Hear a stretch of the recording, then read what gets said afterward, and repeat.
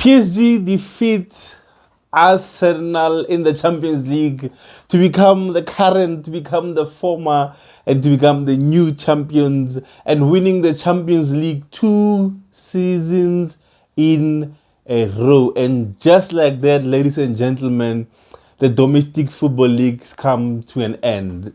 Welcome to the Soccer Huddle. This is your boy Mojere. Look, heartbreak for Arsenal fans.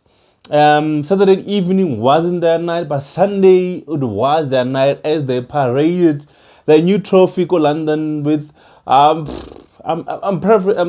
estimating about 1.2, 1.6 million fans in attendance for the parade. But we are not there to talk about the parade. We're here to speak about the Champions League. Look, I was watching the game with my brother, and I said that early goal. I think that early goal is going to kill the game. Number one, that early goal is going to kill Arsenal. That early goal is going to make this game a bit boring, a bit dull, because I saw it. I'm like, you know what? This is a final. And I don't blame them. Look, I don't blame them. But I saw early goal would mean Arsenal needs to be now on the defense. Already Arsenal know that PSG can score. PSG have got a dangerous attack with the likes of Dembele, Kvaratskhelia, Doué, Vitinha, Naves as well joining in. For a short guy, he can really score headers. So they knew that they were up against that. And they knew, I think, in Mikel Arteta's planning also, I think an early goal was on the chart. I think an only goal was, they said that we score the early goal, we remain compact, we can defend. We know that Arsenal can defend. And we catch them on the break, and then that's how we win the game. Unfortunately, the attack on the night, for me, I felt like it let Arsenal down. You look at Saka, he wasn't as effective as he was. You look at the substitutes, Eze, you look at Madueke, you look at Martinelli, Gyökeres to a certain point as well was not effective. And I think you look at Declan Rice and Luis Miles Skelly, I think the distance they covered, they were brilliant. I think for me, honestly, the way they protected their back four, the way they were making the runs, you could see they were trying to get the team out, but it wasn't meant to. It wasn't jelly for some weird reason. It wasn't happening. Look, after the penalty, I was like, yeah, okay. Look, before even the penalty, I was like, you know what? A goal is gonna come in. A goal is gonna come in. The way PSG are so persistent, the way PSG kept on attacking, I was like, it's just a matter of time before a mistake happens. I remember me and my brother were speaking about it, and we said it will take a moment of brilliance to break this Arsenal defense. Because we know how good Arsenal are in defense. Saliba, Gabriel, whether it's Mosquera, whether it's Nketiah, whether it's Timber, they've been solid this season. And we knew for PSG to penetrate that, it would take something special. And something special or a mistake. And a mistake for Mosquera in the penalty, that's what happened, and PSG were in. And at 1-0, it was anyone's game. At 1-0, it was either Arsenal were going to defend for their lives, get to the penalties, or they would try and attack PSG as well. Because, look, as much as you want to get on the back of Arsenal, Lina, obviously, it's just Penta, guys.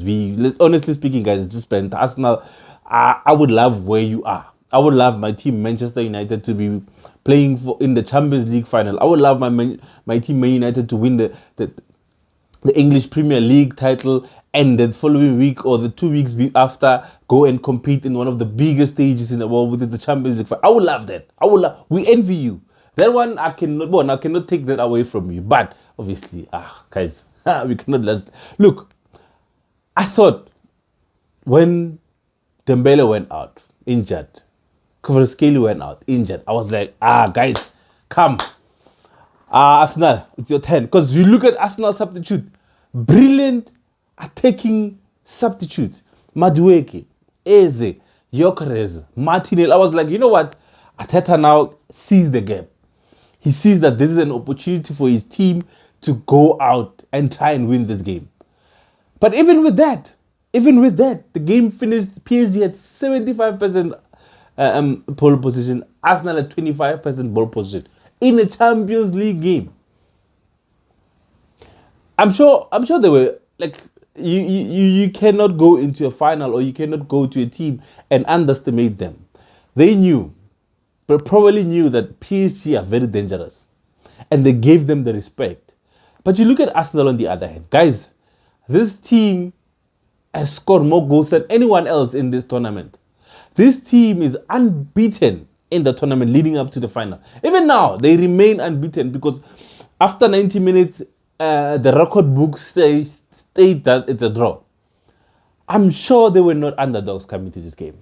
I'm sure there are a lot of people who've put Arsenal to win the Champions League besides their own fans. They had the squad, they had the experience, now they had the mentality of winning as they've clinched the Premier League from Pep Guardiola's Manchester City. They just needed, I don't know what was missing. But you know what? If they had won that game 1-0, we would be here clapping hands for them and say, you know what, their plan worked. They've defended.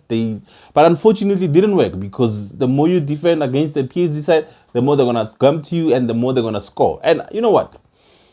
It wasn't one of those brilliant finals.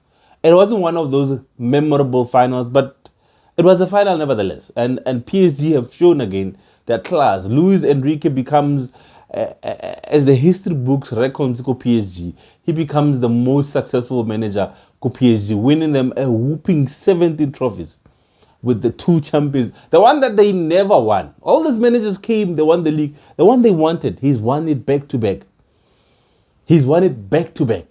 And that's just the brilliance of Luis Enrique. Look, I don't know. Ghana's fans, are you still happy? Are you still unhappy? Are you still disappointed and sad? Let us know. Give us your comment, an honest opinion of how your team performed. Is that something that you would have loved your team to do, the game plan? Or else, let us know, what do you think went wrong? But you know what, Gunners? Me, I want to say I am proud of you guys. You've beaten all the odds. You've gone to the Champions League final unbeaten. You've gone there. The team with the most goals. You've won. Look, here's a question for you, Gunners. It's not even a question. I am definitely sure. If by the start of the season, someone came to you guys and said, you know what, guys, you're gonna get to the Champions League final, but you're gonna win the EPL. I am sure 80% of you guys would have taken it in a heartbeat. But let me not decide for you. If you're Ghana, let us know in the comment section. Would you have preferred to win both? And this is just at the start of the season. If I would ask you, what would you prefer, the EPL or the Champions League, or both actually? But you know what? I think that the thing that my guy, the boy Karawa, but I think what hurts the most, or what is disappointing to them, is not because of, if you would have asked them by the start of the season, they wouldn't have taken it, is for the mere fact they were there. For the mere fact they were leading. For the mere fact that for that 20 minutes when they were leading PSG, they could feel it. They had one eye in the trophy. For the mere fact they took them to penalties, they knew. I knew also. I said, Raya, when it comes to penalties, I can bet Raya's going to make a save. And he did. PSG keeper didn't make a save. It's just Gabriel and Eze. Yeah. But I'm sure you guys felt, I think that's what is most disappointing, that you guys had it in your hands and you just let it slip away. Anyways, congratulations once more to PSG for winning back-to-back Champions League trophies. Can they replicate what Zinedine Zidane and his Real Madrid did with winning 3 on the chart, winning 3 back-to-back Champions League?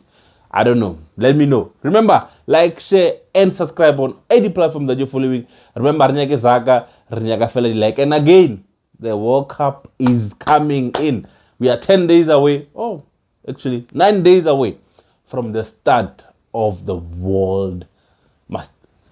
This is a masterpiece of the world. Yeah, whatever you want to call it. The World Cup. Mexico, the US of A, and Canada 2026. Until we meet again, remember, prevention is better than cure. Don't risk it unless it's worth it. Your boy out.